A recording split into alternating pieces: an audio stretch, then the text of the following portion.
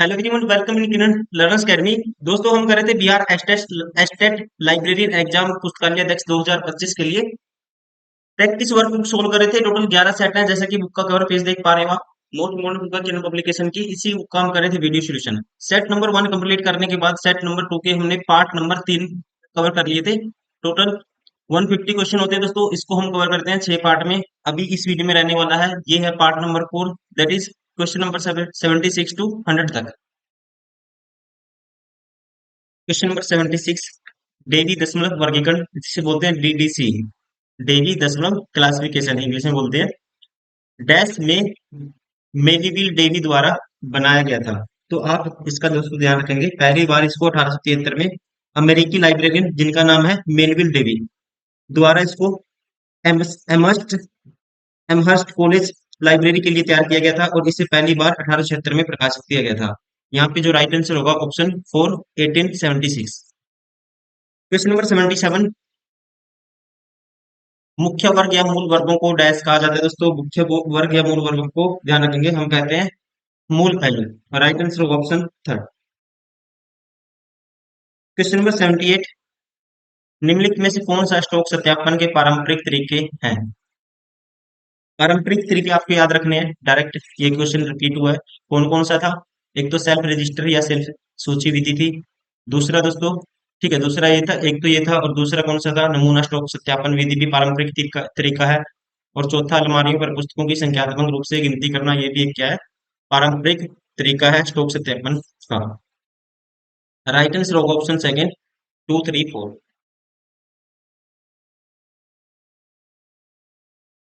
Question number 79, DDC के अनुसार सामाजिक विज्ञान के लिए वर्गीकरण डैश है दोस्तों। तो यहाँ पे राइट आंसर होगा, ये है ऑप्शन 4, 300 से 399। ठीक है, डीडीसी के अनुसार, दशमलव डेवी क्लासिफिकेशन के अनुसार सामाजिक विज्ञान के लिए दोस्तों जो क्लासिफिकेशन है वो क्या है? 300 टू 399। और इसके 10 भाग होते हैं। ठीक है, 10 भाग होते हैं, जैसे कि 000 टू 099 उसे बोलते हैं सामान्य सामान्य कार्य। 100 से लेके 199 तक उसे बोलते हैं दर्शन शास्त्र मनोविज्ञान। ठीक है, ऐसे इसके टाइप होते हैं 10, वो भी आपको इतना इंपॉर्टेंट नहीं है, लेकिन ये आपको याद रखना है। राइट आंसर ऑप्शन, ठीक है, 4। ये क्या है? इसका क्लासिफिकेशन सामाजिक विज्ञान के लिए दोस्तों क्या है? 300 से 399। ठीक है, सामाजिक ज्ञान का आपको याद रखना है, या फिर आपको याद रखना है सामान्य कार्य का। सामान्य कार्य का क्या होता है? ये होता है 0, 000 तो 099, ये सामान्य कार्य का आएगा। 400 से 499 आता है, ये लैंग्वेज के लिए है। ठीक है, ये होता है लैंग्वेज के लिए। और 900 से 999 ये होता है इतिहास, जीवनी तथा भूगोल के लिए। इतिहास, जीवनी तथा भूगोल के लिए क्या होता है? 900 से 999। ये सारे क्लासिफिकेशन आपको याद रखने हैं। क्वेश्चन नंबर 80, निम्नलिखित में से कौन सा कथन स्वचालित सीरियल नियंत्रण उप प्रणाली के लाभ नहीं है? कौन सा है जो इसका लाभ नहीं है, ये आपको बताना है। सबसे पहले आपको लाभ पता होना चाहिए कौन कौन सा है। ठीक है, लाभ पता होना चाहिए। देखो, पहला, सीरियल नियंत्रण गतिविधियों की बेहतर गति और सटीकता एक लाभ है दोस्तों। एमआईएस गतिविधियों के लिए विभिन्न रिपोर्ट तैयार करना, ये भी लाभ है। लेख अनुक्रमण डेटाबेस बनाने और बनाए रखने में आसानी, ये भी लाभ है। सीरियल डेटाबेस तक कभी भी कहीं भी ऑफलाइन पहुंच, ये लाभ नहीं है। और परिचालन मुद्दों की भविष्यवाणी, ये भी लाभ नहीं है। ये तीनों के तीनों क्या है? लाभ है। राइट आंसर होगा इसका ऑप्शन 3। ये पूछा था कौन से लाभ नहीं है। ठीक है, टोटल इसके वैसे 8 लाभ होते हैं, उनमें से 3 गिवन है। ठीक है, 5 और होते हैं, जैसे कि प्रणालियों मनुष्यों की तुलना में ज्यादा कुशलता से काम करती हैं। स्वचालित प्रणालियों में फीडबैक सिस्टम होता है, जिसे सत्यापन निरंतर होता रहता है। ठीक है, तो और भी लाभ है, लेकिन अकॉर्डिंग टू क्वेश्चन आपको ये ध्यान रखना है, ये तीनों क्या है? लाभ है, लेकिन ये 2 इसके लाभ नहीं है। क्वेश्चन नंबर 81, डैश छात्रों को सूचना पेशे में व्यवसाय बनाने के लिए प्रशिक्षण और शिक्षण की एक प्रणाली है। ठीक है, तो यहाँ पे राइट आंसर होगा दोस्तों, ये क्या है? पुस्तकालय शिक्षा। पुस्तकालय शिक्षा क्या है? छात्रों को सूचना पेशे में व्यवसाय बनाने के लिए प्रशिक्षण और शिक्षण की एक क्या है? प्रणाली मानी जाती है। राइट आंसर होगा ऑप्शन 3। क्वेश्चन नंबर 82, निम्नलिखित में से कौन सा सार्वजनिक पुस्तकालय के कार्यों में शामिल नहीं है? पहला कहता है सामुदायिक सामुदायिक सूचना केंद्र। ये अपने आप में ठीक है दोस्तों, सामुदायिक सूचना केंद्र।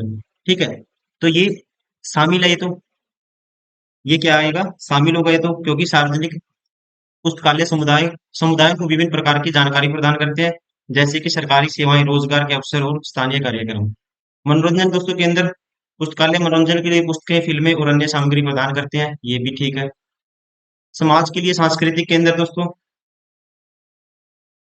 पुस्तकालय सांस्कृतिक कार्यक्रम को दोस्तों कार्यशाला आयोजन करके सांस्कृतिक आदान प्रदान विकास को बढ़ावा देते हैं, ये भी है। सो ये शामिल नहीं होगा, समाज के लिए सांस्कृतिक केंद्र ये शामिल नहीं होगा। धार्मिक पास को दोस्तों ये भी शामिल नहीं होगा। ठीक है, और ये भी शामिल नहीं होगा, और ये भी शामिल नहीं होगा। तो राइट आंसर होगा इसका option 4। Question number 83, R S R S S का पूर्ण रूप निम्नलिखित में से कौन सा है? ठीक है, आर एस एस का जो पूर्ण रूप होता है, ये होता है रियल सिंपल सरल सिंडिकेशन। और ये क्या है, एक वेब फीड है जो उपयोगकर्ताओं और अनुप्रयोगों को मानकीकृत कंप्यूटर पठनीय प्रारूप में वेबसाइटों के अपडेट तक पहुंचाने में सुलभ करता है। तो इसका हिंदी में क्या बोलेंगे इसको, वास्तव में सरल सिंडिकेशन। इंग्लिश में बोलेंगे रियल सिंपल सरल सिंडिकेशन, और हिंदी में वास्तव में सरल सिंडिकेशन। राइट आंसर होगा ऑप्शन थर्ड।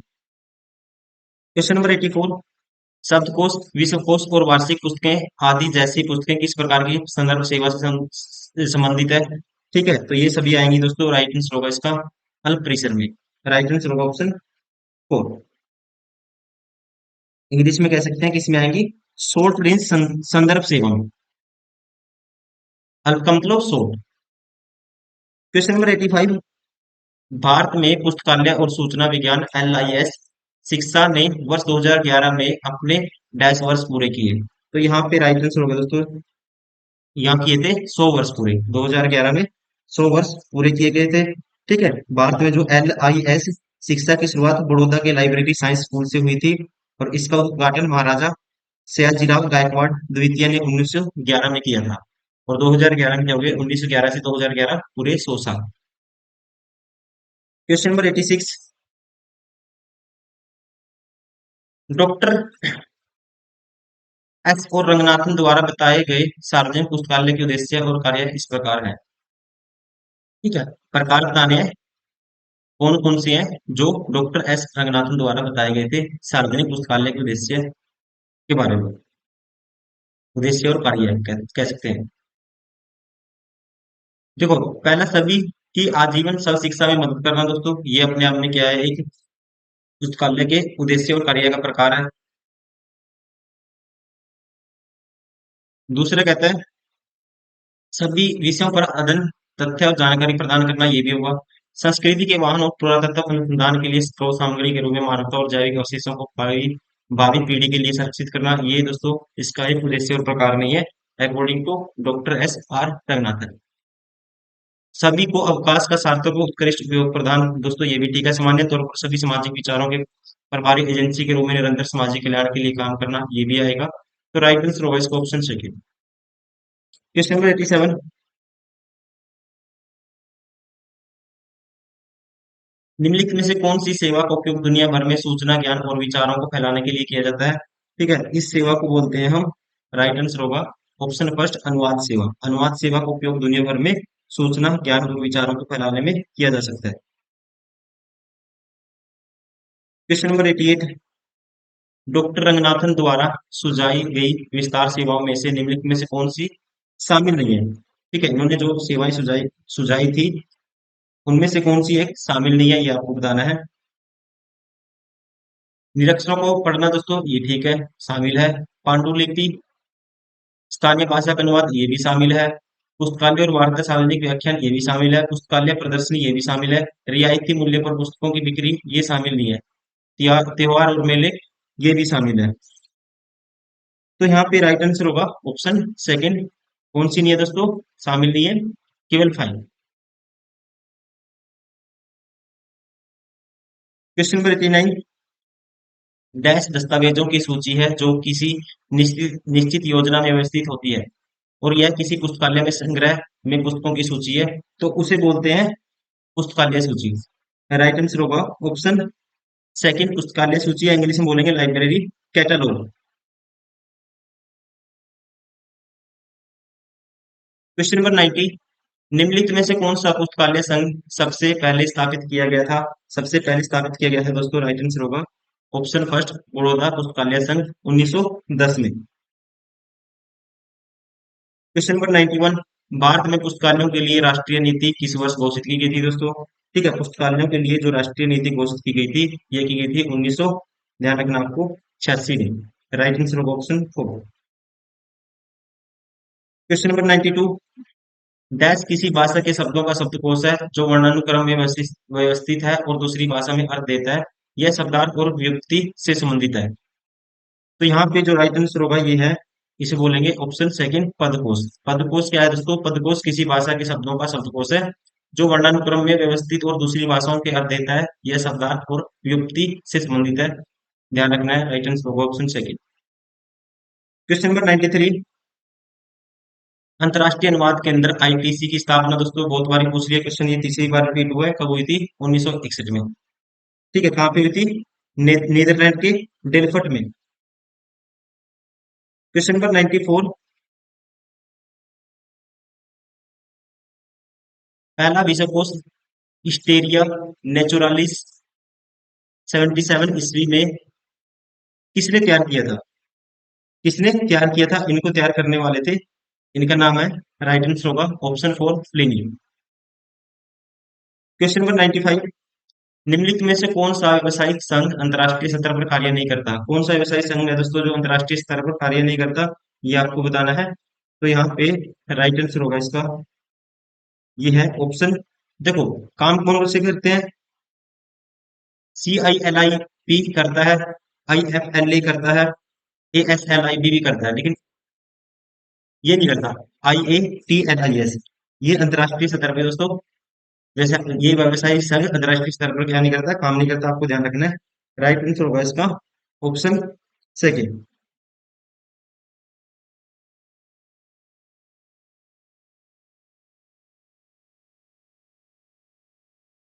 क्वेश्चन नंबर 96, रिप्रोग्राफी शब्द का पहली बार 1954 में सभी प्रकार के दस्तावेजों के प्रकृति पुनरुत्पाद पुनरुत्पादन के लिए एक सामान्य शब्द के रूप में इस्तेमाल किया गया था, जिसमें स्केप प्रक्रिया है और तकनीकें शामिल हैं जो निम्नलिखित में से किस अवधारणा से जुड़ी है? ठीक है, ये निम्नलिखित में से किस अवधारणा से जुड़ी है, तो ये आपको बताना है। तो ये जुड़ी है, राइट आंसर होगा यहाँ पे दोस्तों ऑप्शन सेकेंड। ध्यान रखना है, फोटोकॉपी, फोटोकॉपी आएगा, फिर आएगा इलेक्ट्रोकॉपी, फिर आएगा थर्मोकॉपी, और फिर आएगा डायलिन रिप्रोडक्शन। फोटोकॉपी, इलेक्ट्रोकॉपी, थर्मोकॉपी, डायलिन और जनरल, ये रिपीट हुआ है क्वेश्चन, ठीक है, option second is correct. Question number 97, एक सामाजिक संस्था के रूप में पुस्तकालय द्वारा निम्नलिखित में से कौन सा उद्देश्य पूरा नहीं किया जाता?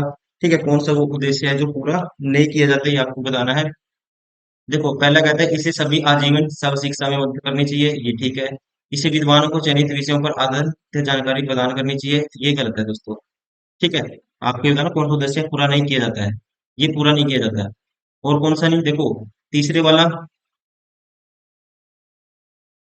इसे निष्पक्ष और संतुलित तरीके से सभी साझा के रिकॉर्ड किए गए विचारों को सभी तक वितरित करना चाहिए, ये पूरा किया जा सकता है। ठीक है, ये उद्देश्य है जो पूरा किया जाता है। उसके बाद इसे मीडिया कर्मियों के लिए स्थानीय लोगों को साहित्यिक सांस्कृतिक विरासत को सुरक्षित करना चाहिए, ये भी पूरा नहीं किया जाता। इससे सभी सामाजिकृत रिकॉर्ड किए गए विचारों को प्रभावी एजेंसी के रूप में निरंतर सामाजिक कल्याण के लिए काम करना चाहिए, दोस्तों, ये भी पूरा किया जाता है। तो राइट आंसर होगा ऑप्शन सेकेंड, कौन सा पूरा नहीं किया जाता, दूसरा और चौथा। क्वेश्चन नंबर 98, पुस्तकालय की भूमिका के बारे में निम्नलिखित में से कौन सा कथन गलत है? गलत बताना है दोस्तों, इनमें से कौन सा है, पुस्तकालय की भूमिका के बारे में निम्नलिखित में से कौन सा कथन गलत है? ठीक है, इनमें से कौन सा कथन है जो गलत है, ये आपको बताना है। पुस्तकालय लोगों का विश्वविद्यालय है। पहला गलत होगा, विश्वविद्यालय नहीं है दोस्तों। पुस्तकालय लोगों का नेटवर्क है, ये हम कह सकते हैं। ठीक है, ये हम कह सकते हैं। उसके बाद पुस्तकालय जन शिक्षा का केंद्र है दोस्तों। जन शिक्षा का केंद्र है, तो ये भी हम क्या है, ये भी नहीं कह सकते। ठीक है, पुस्तकालय सतत शिक्षा केंद्र है दोस्तों, ये कह सकते, ये देखो पुस्तकालय, ये भी गलत है। सतत शिक्षा केंद्र है, ये भी नहीं कह सकते। पुस्तकालय सामाजिक संपर्क का केंद्र है, ये हम कह सकते हैं। तो राइट आंसर होगा ऑप्शन फर्स्ट। क्वेश्चन नंबर 99, रेप्रोग्राफी किस वर्ष शुरू हुआ दोस्तों? रेप्रोग्राफी किस वर्ष शुरू हुई? तो ध्यान रखेंगे, रेप्रोग्राफी वर्ष 1954 में शुरू हुई थी। राइट आंसर होगा इसका option second.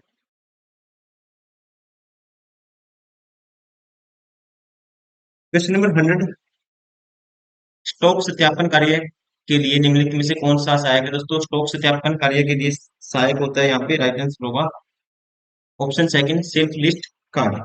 Self list card का स्टॉक सत्यापन कार्य के लिए दोस्तों क्या होता है, इसमें सहायक होता है। एक सेल्फ सूची स्टॉक सत्यापन की प्रक्रिया में सहायता करती है। और ध्यान रखेंगे, यह एक सूची है जो वस्तुओं के ग्रंथ सूची विवरण को किसी क्रम में दर्ज करती है, जिस क्रम में उन्हें अलमारियों पर व्यवस्थित किया जाता है। राइट आंसर होगा ऑप्शन सेकंड।